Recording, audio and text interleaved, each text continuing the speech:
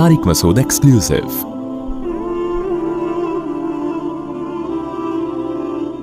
بنی اسرائیل میں کچھ لوگ مالدار بھی تھے، جن میں ایک قارون بھی تھا۔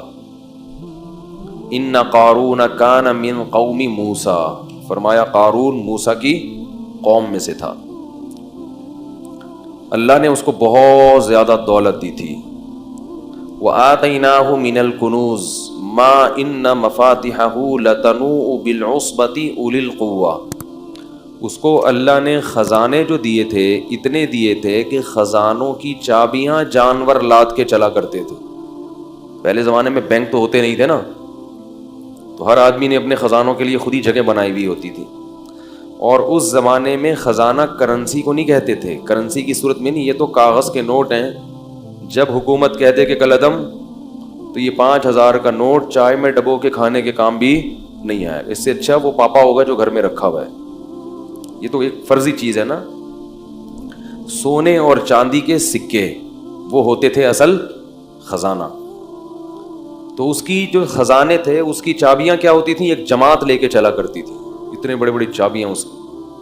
جی بھائی، اچھا۔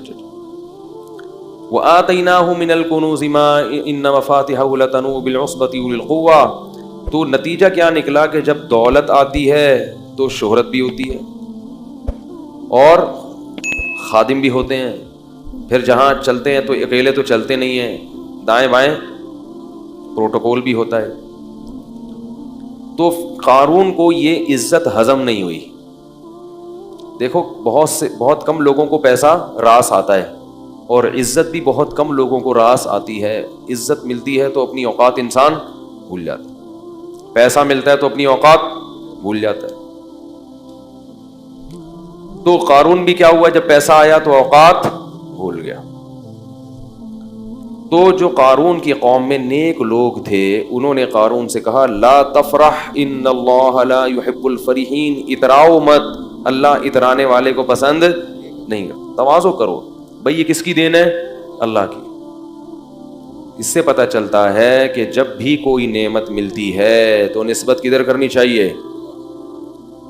دیکھو تواضع کا مطلب یہ، تواضع اور احساس کمتری میں کیا فرق ہے؟ تواضع اور، بعض لوگ کہتے ہیں تواضع اس کا نام ہے کہ آپ کو اللہ نے کوئی نعمت دی ہو، آپ کہیں نہیں میں تو بالکل فارغ ہوں، میرے پاس کہاں، خاکسار ہیں، مجھے کہاں۔ اگر میں نے کہہ دیا کہ ہاں یہ میرے پاس یہ کوالٹی ہے، نعمت ہے، تو کہیں تکبر نہ ہو جائے۔ لوگ کرتے ہیں نا، اس کو تکبر نہیں کہتے۔ اگر آپ کے پاس نعمت ہے اور آپ کو پتہ ہی نہیں کہ اللہ نے مجھے کوئی صلاحیت دی ہے، تو یہ تواضع نہیں ہے، یہ احساس کمتری ہے، جس کی وجہ سے آپ کبھی بھی ترقی، انسان کو یہ پتہ ہونا چاہیے کہ میرے اندر کیا خصوصیات ہیں، کیا کوالٹیز ہیں اور کیا برائیاں ہیں، تاکہ برائیوں سے بچنے کی کوشش کرے اور اپنی صلاحیتوں سے فائدہ اٹھائے۔ وہ فریب خوردہ شاہین جو پلا ہو کرگسوں میں، اسے کیا خبر کہ کیا ہے راہ و رسم شاہ بازی۔ شاہین کا جو بچہ تھا نا، انڈا، وہ کہیں گدھوں کے گھونسلے میں چلا گیا۔ گدھ جانتے ہیں، وہ جو مردار کھاتا ہے اس کی شکل بھی بڑی مکروسی ہوتی ہے، سر کے وہاں بال اڑے ہوئے ہوتے ہیں، اس کے پیچھے کے گدی کے مردے نکال کے کھاتا ہے وہ۔ اور شاہین بڑا خاندانی جانور ہے، اس کی شکل بھی خوبصورت۔ اللہ نے جانوروں کو جو جیسے کام دیے نا اسی حساب سے ان کی شکل بھی بنائی ہے۔ یہ بھی اس کی علامت ہے کہ یہ کائنات اتفاق سے وجود میں نہیں ہے، اس کو ایک سوچے سمجھے منصوبے کے تحت ڈیزائن کیا گیا ہے۔ شیر کی شکل بھی کیسی ہے؟ شیروں والی، اور گیدڑ سالہ حرکتیں جیسی گیدڑوں والی، تو منہ بھی گیدڑوں والا ہے اس کا۔ کتے کی شکل بھی کیسی ہوتی ہے؟ کتے جیسی ہوتی ہے۔ تو ہر جانور کو نا اسی حساب سے بنایا۔ لوگ کہتے ہیں نا کتے کو کتا کیوں کہتے ہیں؟ حرکتیں کتے جیسی ہیں اس کی۔ کتے کو کتا کیوں کہا جاتا ہے؟ حرکتیں کتے جیسی ہوتی ہیں۔ تو شاہین جو ہے وہ بڑا خوبصورت جانور ہے، شکار کر کے کھاتا ہے، اور اس کے شکار کا اسٹائل اور انداز بڑا خوبصورت ہوتا ہے۔ کبھی دیکھیں آپ، اس پہ سرچ کریں یوٹیوب پہ۔ تو اب وہ جو اس کا انڈا تھا نا شاہین کا، اس کی مادہ کا انڈا، وہ کہیں گدھوں کے گھونسلے میں رہ گیا۔ اب وہ بڑا ہوا تو اس کو یہ پتہ ہی نہیں کہ میں کیا ہوں، شاہین ہوں۔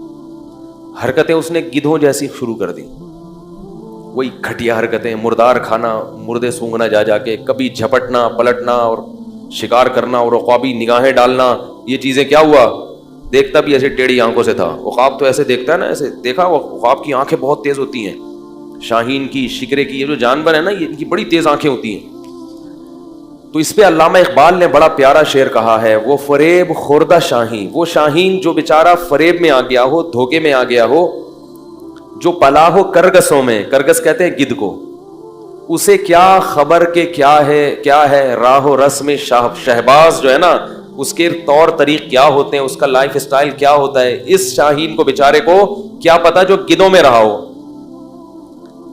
تو جو شاہین گدھوں میں رہا اور اس کو اپنی کوالٹیز کا علم نہیں ہے, تو ہم یہ نہیں کہیں گے اس میں اتنی تواضع ہے کہ یہ ماننے کے لیے تیار ہی نہیں ہے کہ میں شاہین ہوں. یہ ہر وقت خاکسار گدھوں کی طرح کس پہ جاتا ہے, کبھی جھپٹنے کی پلٹنے کی کوشش نہیں کرتا. تو یہ تواضع نہیں ہے, یہ احساس, بولو بھائی, کمتری, اپنی صلاحیتوں کا احساس ہی نہیں ہے. جب صلاحیت کا احساس ہی نہیں ہوتا تو آپ اور زیادہ دبتے چلے جاتے ہیں. اس لیے انسان کو اپنی صلاحیتوں کا علم ہونا چاہیے. بڑی صلاحیتیں دی اللہ نے انسان, آپ کے پاس ایک صلاحیت نہیں ہے تو کوئی دوسری ہوگی.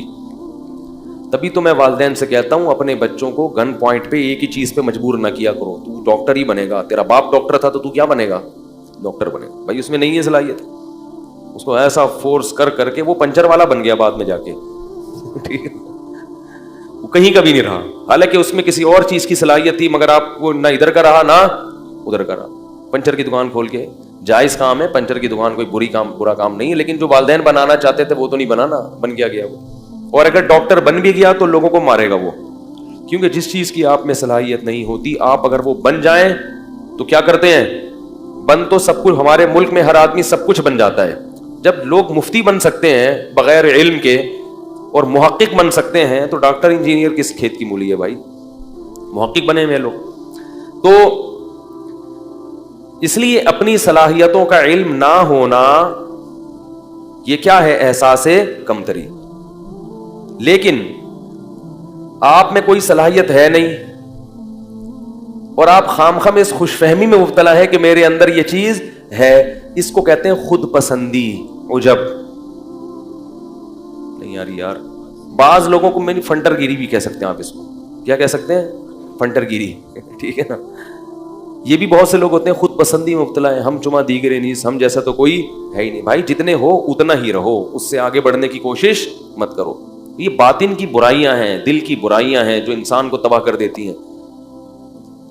تو جو صلاحیت ہے اس کا علم ہو, مگر اس صلاحیت کو اپنا کمال اگر سمجھنا شروع کر دیا تو یہ تکبر ہے جو اللہ کو پسند نہیں ہے. یعنی یہ سمجھنا شروع کر دیا میرا کمال ہے, یہ آپ کا کمال نہیں ہے, یہ صلاحیت گاڈ گفٹڈ ہے, اللہ کی طرف سے آپ کو گفٹ میں ملی ہے, بلکہ بھیک میں ملی ہے. گفٹ تو اپنے جیسوں کو دیا جاتا ہے, ہم تو کیا ہیں, بیکاری بھیک پہ فخر. ابے بول لو بھائی, بھیک پہ فخر تھوڑی کرتا ہے. اگر اللہ نے کسی کو اچھی آواز دی, کسی کو ذہن اچھا دیا, کسی کو شکل اچھی دی, کسی کو طاقت بہت زیادہ دے دی, کسی کو دولت بہت زیادہ دے دی, تو مانے کہ اللہ نے دیا ہے مجھے. نہیں مانے گا تو ناشکری ہوگی, احساس کمتری بھی ہے, ناشکری بھی ہے. مانے مگر یہ کہے کہ کس کا کمال ہے, اللہ کا. لہذا جب یہ اقرار کرے گا اور دل میں بھی سوچے گا تو اترائے گا نہیں, کیونکہ انسان اپنی چیزوں پہ اتراتا ہے, جو بھیک میں ملی ہوئی ہوں اس پہ اتراتا نہیں. اس کی مثال دیتا ہوں, دیکھو ایک, جی نہیں کل میں نہیں ہوں گا, دنیا میں انشاءاللہ ہوں گا, یہاں. اچھا ٹھیک ہے جی, کل بروز پیر مور خرگیار رجل کے بعد پھر اعلان کرتا ہوں آخر میں. تو اس کی مثال ایسے جیسے کوئی بھکاری تھا, دھوتی بنیان میں آپ کے گھر آیا, پھٹے ہوئے کپڑے, بیچارے کو نہانے کے لیے پانی بھی نہیں اس کے پاس, بدبو جسم میں آ رہی ہے, نہ کھانے کو روٹی, نہ پہننے کو کپڑا, نہ سواری, کچھ بھی نہیں. آپ تھے بہت بڑے سیٹ, تو آپ نے کیا کیا, اس بھکاری پہ ترس کھایا, اس کو پہلے تو واش روم لے گئے, اس کی سروس کروائی. آپ اتنا میلا ہو چکا تھا کہ دھونے سے کام نہیں چل, اس کی باقاعدہ سروس کروائی, ڈیٹول سے, تیزاب سے دھویا آپ نے اس کو, ٹھیک ہے نا, میل نکلا اس کے اندر سے. پھر آپ نے اس کو 3 پیس سوٹ پہنایا, ٹائی, 3 پیس سوٹ, پوری صفائی کی, اس کی اسپرے کیا اس کے اوپر خوشبو کا. پھر آپ نے اس کو اچھا مرغن سا کھانا کھلایا, اس کی جیب میں آپ نے نوٹوں کی گڈی ڈال دی, اسے اچھی سی آپ نے گاڑی دی.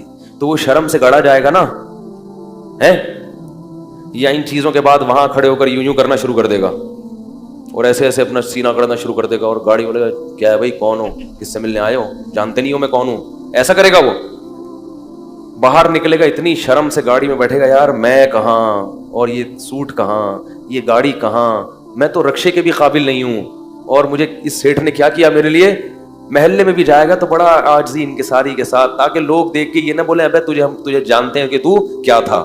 ٹھیک ہے نا, آج بڑا اکڑ رہا ہے, میں تجھے پتا ہے یہ تو فلاں نے بھیک دے دی تجھے تو گاڑی میں جا رہا ہے. تو ہمیشہ گاڑی چلائے گا تو اکڑ کے, یہ نہیں کہ رکشے والوں کو اوورٹیک کرتا ہوا گزرے, کہ تم پیچھے رہو, موٹر سائیکل والوں کو سائڈ مارتا ہوا گزرے, اور ہر ایک کو اپنی گاڑیاں دکھائے, او دیکھو میری گاڑی, میرا جو ہے وہ بار بار نوٹوں کی گڈی دکھائے. اور دکھانے سے مقصد کیا ہو, غریبوں کی توہین.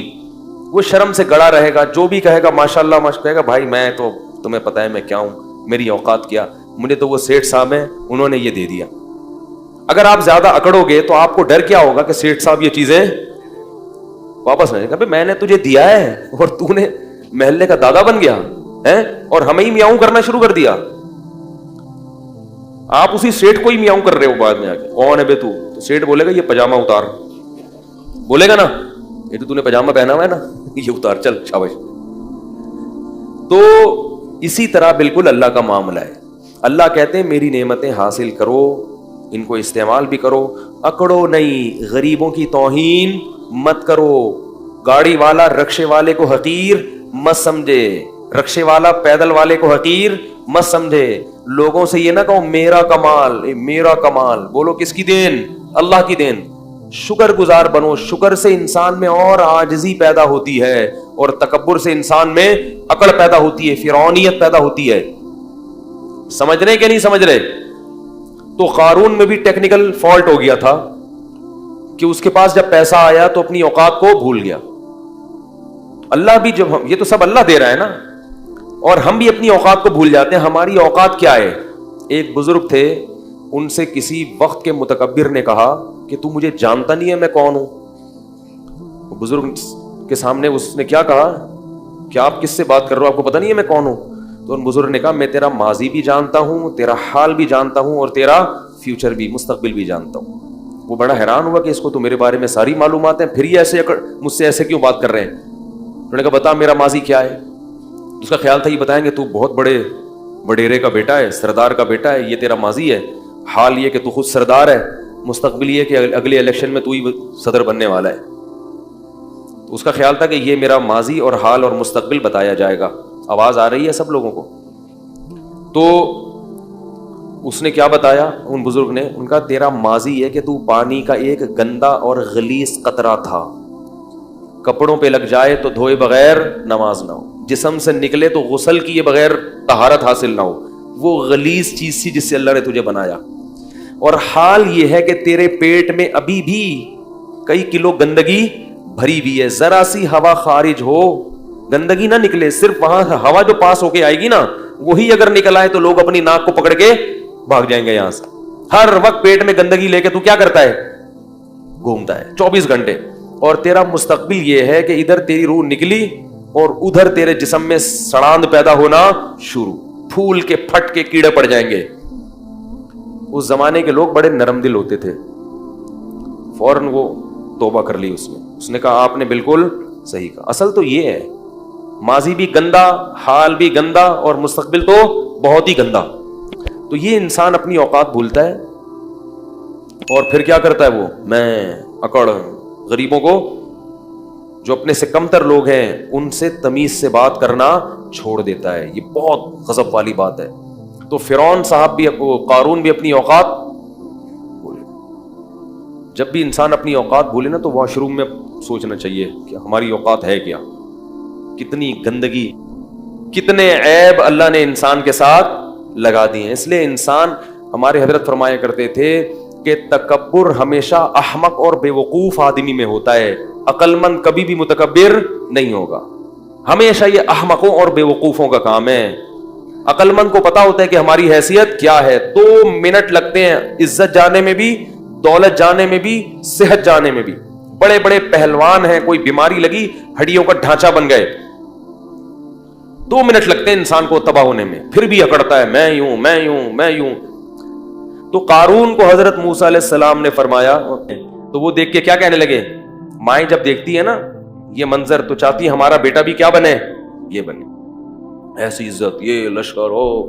تو اللہ فرماتے ہیں قال الذین اوتوا العلم, جن کو اللہ نے علم دیا تھا نا انہوں نے کیا کہا, جو علماء تھے, ویلکم, تم تباہ ہو جاؤ. اپنی قوم سے کہہ رہے ہیں, ناس ہو تمہارا, ثواب اللہ خیر لمن آمن وعمل صالحا, اللہ نیک لوگوں کو جو آخرت میں بدلہ دے گا وہ اس سے کئی گنا بہتر ہے. اس پہ تو کبھی رش نہیں آیا کہ یہ اتنی تہجد پڑھتا ہے, یہ اتنی تلاوت کرتا ہے, یہ اتنے صدقات و خیرات کرتا ہے, یہ خیر کے تمام کام کر رہا ہے, آخرت میں کہاں ہو گئی ہے. اس کو دیکھ کے تو کبھی بھی رشک نہیں آئے کہ ہائے کاش ہمیں بھی اللہ ایسی توفیق دے دے, ہائے کاش ہم بھی شریعت پر ایسے چلتے. جو اصل ہے, اور یہ جو فنا ہونے والی ہے, جس کا تمہیں پتا ہے کہ مر جائے گا, ختم ہو جائے گی, اس پہ کیا کر رہے ہو, رالے ٹپکا رہے ہو. تو ثواب اللہ خیر لمن آمن وعمل صالحا ولا یلقاها الا الصابرون. اور پھر وہ اہل علم خود ہی کہنے لگے کہ یہ صفت صبر کرنے والوں کو عطا ہوتی ہے. فوراً کسی کی چمک دھمک دیکھ کے جو فوراً پیچھے پڑ جاتے ہیں نا, ان کو اللہ ان میں یہ خاصیت پیدا نہیں کرتا کہ وہ دینداروں کو دیکھ کے رش کرے. اب ہوا کیا, حدیث میں آتا ہے, یہ قرآن میں تو اجمالی ہے, حدیث میں تفصیل ہے کہ حضرت موسیٰ علیہ السلام فرعون کو قارون کو بار بار نصیحت کرتے تھے, زکوٰۃ دو زکوٰۃ دو, خیال کرو, ظلم مت کرو. تو قارون کو نا چڑ ہو گئی کس سے, موسیٰ علیہ السلام سے. اس زمانے میں بھی بعض لوگوں کو علماء سے چڑ ہو جاتی ہے. جو سیکولر طبقہ ہے نا ان کو بہت زیادہ چڑ ہوتی ہے علماء سے, کیونکہ ان کی راہ میں سب سے بڑی رکاوٹ کون ہوتے ہیں, علماء ہوتے ہیں. تو وہ بدنامی کا کوئی موقع ہاتھ سے جانے نہیں دیتے. تو اس کو چڑ ہو گئی. اس کمبخت نے کیا کیا, بدبخت نے ایک عورت کو خریدا, جوان عورت, اور اس کو ٹھیک ٹھاک پیسے کی لالچ دی کہ میں تجھے بہت نواز دوں گا, کروڑوں روپے جو بھی اس زمانے کے ہوں گے, تو نے صرف یہ کرنا ہے کہ معاذ اللہ نقل کفر نباشت, تو نے حضرت موسیٰ پہ زنا کی تہمت لگا دی, بدکاری کی. عورت جب یہ کسی پر فحش تہمت لگاتی ہے نا تو لوگ فوراً یقین کہتے ہیں یہ تو عورت خود کہہ رہی ہے. یاد رکھو, عورت کی تہمت پر یقین کرنا جائز. میں یہ نہیں کہہ رہا کہ عورت ہمیشہ غلط تہمت لگاتی ہے, مگر خواتین تہمت لگانے میں جب کسی سے دشمنی ہو جائے نا تو سب سے بڑا حربہ عورت کے پاس کیا ہوتا ہے, کسی پر فحش تہمت, کہ اس سے میرے سے تعلقات ہیں, اس کے ناجائز تعلقات ہیں, اور اس نے میرے سے یوں کیا اور ایسے کیا. تو لوگ فوراً یقین کر لیتے ہیں. یقین نہ بھی کریں تو بہرحال مخمسے میں کہتے ہیں کچھ تو ہے, کیا کہتے ہیں, کچھ چکر تو ہے. اسی وجہ سے قرآن نے جہاں عورتوں کی بیعت کا تذکرہ کیا وہاں یہ بھی کہا کہ نبی سے کہ جب بھی عورتوں کو بیعت کرو تو ان سے اس پر حلف لو کہ ہم کسی پر بری تہمت, بولو بھائی, نہیں لگائیں. تو یہ کیا ہوا کہ وہ اس نے, تو لوگوں کو ظاہر ہے یقین آ جاتا ہے کہ وہ عورت کہہ رہی ہے. اور بنی اسرائیل تھے بھی تھوڑے سے نالائق تو تھے, وہ جو کامل ایمان والے تھے وہ تو یقین نہیں کرتے کہ بھائی پیغمبر ایسا نہیں کر سکتے, لیکن کچھ چکر میں تو پڑے جاتے نا. تو وہ عورت کو جب لایا گیا, حضرت موسیٰ علیہ السلام بھی آئے, تو پھر اس عورت, جب حضرت موسیٰ پہ اس عورت کی نظر پڑی تو وہ ڈر گئی. اس کو خوف پیدا ہو گیا کہ میں اتنے لاکھوں روپے کروڑوں روپے لے رہی ہوں مگر میں کس پہ تہمت لگا رہی ہوں, میرا بنے گا کیا قیامت کے دن. اللہ نے اس کے دل میں خوف پیدا کر دیا اور وہ تہمت لگانے سے باز آ گئے. اور اس نے بتا دیا کہ مجھے قارون نے پیسے دیے تھے جھوٹی تہمت لگانے کے. حضرت موسیٰ کو غضب آیا, اسی وقت بد دعا کی قارون کے لیے کہ اللہ تو اس کو کیا کر دے, ہلاک. وہیں قارون اپنے خزانوں سمیت زمین میں دھسنا شروع ہو, اور حضرت موسیٰ کو پکارتا رہا کہ اے موسیٰ معاف کر دے, معاف کر دے, معاف کر دے. موسیٰ علیہ السلام نے کہا نہیں. دستہ بالآخر پورے خزانوں کے ساتھ جب وہ دھس رہا تھا زمین میں, تو وہ جو لوگ کل کہہ رہے تھے نا, قرآن کے الفاظ ہیں, کہہ رہے تھے کہ ہائے کاش ہمارے پاس بھی ایسا ہوتا, وہ کہنے لگے وہی کان اللہ یبسط الرزق لمن یشاء, اور بھائی اللہ جس کو چاہے رزق دے دیں, جس کو چاہے غریب بنا دیں, ہمیں یہ پیسہ نہیں چاہیے. لولا امن اللہ علینا, کہتے ہیں اللہ کا احسان ہے کہ اللہ نے ہمیں اتنی دولت نہیں دی. دیکھو کیسی رپورٹیں آ رہی ہیں, علماء جب سمجھا رہے ہیں تو سمجھ میں نہیں آ رہا. جب منظر دیکھا نا دھستا ہوا کہ وہ چیخ رہا ہے کہ اے موسیٰ معاف کر دے، اور وہ زمین میں دھستا جا رہا ہے، تو کہنے لگے کہ وہی کا اللہ یبسط الرزق لمن یشاء ویقدر، وہی کا لولا امن اللہ علینا لخسف بنا، اللہ کا احسان نہ ہوتا تو ہم پہ بھی عذاب آتا، انہ لا یفلح الکافرون، اللہ کا انکار کرنے والے کبھی بھی کامیاب نہیں ہوتے۔ اب بعض لوگ یہاں پر یہ کہتے ہیں کہ اگر وہ اللہ کو پکارتا تو اللہ توبہ قبول کر لیتا، حضرت موسیٰ کو پکارا تو حضرت، یہ غلط ہے، یہ کیا ہے، یہ اس میں پیغمبر کی کیا ہے؟ تو حضرت موسیٰ کو پکارنے کا مطلب یہی تھا کہ آپ کی بد دعا سے ہو رہا ہے تو آپ اللہ سے کہیں کہ مجھے بچا لے، جبکہ حضرت موسیٰ نے ارادہ کیا کہ اب بچانے کا نہیں ہے، اور پیغمبر اپنی قوم کے بہت خیر خواہ ہوتے ہیں، اس لیے یاد رکھو کہ بد دعا دینا ہر صورت میں غلط نہیں ہے۔ جب بہت زیادہ کسی کو ستایا جائے اور حدود کو توڑ دیا جائے تو بد دعا دینا ایسی صورت میں جائز ہے۔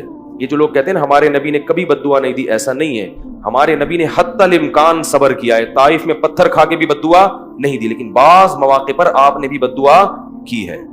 بہت زیادہ معاملہ ہوا اور آپ کے صحابہ کو قتل کر دیا دھوکے سے، تو آپ نے باقاعدہ قنوت نازلہ پڑھی ہے پھر۔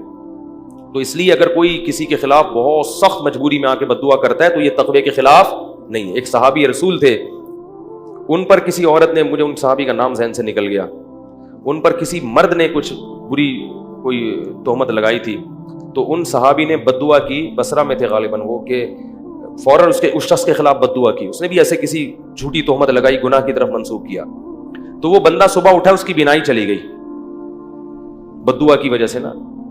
لوگ آئے ان صحابی رسول کے پاس اور کہا کہ آپ اس کے لیے دعا کر دیں کہ اس کی بینائی واپس لوٹ آئے۔ ان صحابی نے کہا کہ اللہ نے میرے ساتھ یہ انعام کیا ہے کہ میری بد دعا کو فوراً قبول کر لیا، تو میں اب اللہ کی اس رحمت سے پیچھے نہیں ہٹوں گا، یہ تو اللہ نے مجھے عزت دی ہے کہ ادھر بد دعا کی ادھر قبول ہو گئی۔ تو ہر ایک کا جو سوچنے کا انداز ہے نا وہ کیا ہوتا ہے، مختلف ہوتا ہے۔ تو یہ بھی اللہ کی محبت میں ہی کر رہے ہیں، بھائی اللہ نے مجھے ایک چیز دے دی، میری برات ایسے اعلان کر دیا، پوری دنیا کو دکھا دیا کہ میں صحیح ہوں، اور فوراً بد دعا قبول کر کے اس کو اندھا کر دیا، تو یہ تو اللہ نے میرے ساتھ اکرام کیا ہے، میں کیسے اس سے پیچھے ہٹوں؟ تو یہ ہر ایک کا سوچنے کا انداز کیا ہوتا ہے، مختلف ہوتا ہے۔ بعض دعا کر کے واپس بھی نہیں آ جاتی، اگر وہ دعا یہ بھی ٹھیک تھا، تو وہ جو بھی اہل اللہ ہیں وہ خود بہتر فیصلہ کرتے ہیں اس موقع پر کہ ہمیں دعا کرنی چاہیے یا بد دعا۔ لیکن بہرحال ہمارے نبی کی سیرت میں برداشت کا پہلو بہرحال غالب ہے۔ یہ جو چھوٹی چھوٹی باتوں پہ بد دعائیں اور خواتین کی بد دعائیں، اللہ بچائے، شکر ہے قبول نہیں ہو رہی، بچوں کو بد دعائیں، تیرا ناس ہو منوس، تیری گردن دبا دوں، مروڑ کے پھینک دوں، دھمکیاں لیکن نبی صلی اللہ علیہ وسلم نے والدین کو منع کیا ہے اولاد کو بد دعا دینے سے۔ قبولیت کی گھڑی ہوتی ہے، اولاد، ماں باپ کی دعائیں جیسے اولاد کے حق میں بہت جلدی قبول ہوتی ہیں، تو بد دعائیں بھی بہت جلدی۔